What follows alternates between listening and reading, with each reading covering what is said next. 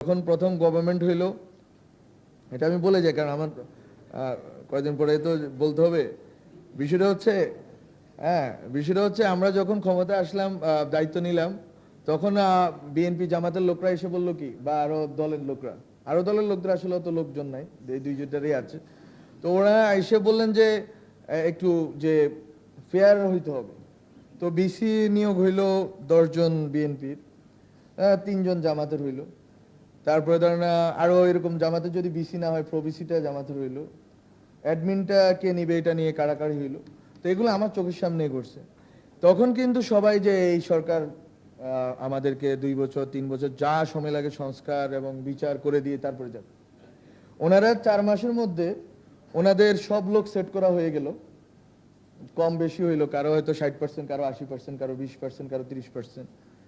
সব লোক সেট করা শেষ। এবার ডিসেম্বর থেকে শুরু হইলো অসহযোগ। দিলেন কেন, যদি ওই প্রশ্নে আসি, দিলেন কেন আসলে তো আসলে ওই যে আমরা মজা করে লেনিনের কথা বলি। লেনিন বলছিল যে হচ্ছে প্রলেতারিয়েতের বিপ্লব হবে, প্রলেতারিয়েতরা সবকিছু চালাবে। তো প্রলেতারিয়েত দেখে যে প্রলেতারিয়েত দিয়ে তো আসলে সচিবালয় চালানো যায় না। 3 বছর পরে আবার ওই যে পুরাতন জারের লোকগুলোরে ফেরত আনতে হয়েছে, বিকজ তারা পেপার ওয়ার্ক পারে। আমি তো সচিবালয়টা চালাইতে হবে, সচিবালয় চালাইতে হবে, বিচারালয় চালাইতে হবে। সব যখন চালাতে হবে, তখন আপনারা যখন এইটা চালাইতে হলে আপনার ওই ব্যুরোক্রেটকে লাগবে। ব্যুরোক্রেটের অবশ্যই পলিটিক্যাল অ্যাফিলিয়েশন আছে। অনেক বিএনপি মানে ওই দুই দলের লোকরাই বলছে যে একে সরায়েন না স্যার, মানে আওয়ামী লীগের লোক, কারণ এটা হচ্ছে অ্যাডমিনের লোক। ওখানে যেন কৃষি ওই যে কি বলে কৃষি ক্যাডার কেউ যেন না আসতে পারে, অন্য কোনো ক্যাডার যাতে না আসতে পারে। ওখানে কিন্তু ওনারা আবার একমত অ্যাডমিন ক্যাডারের ক্ষেত্রে।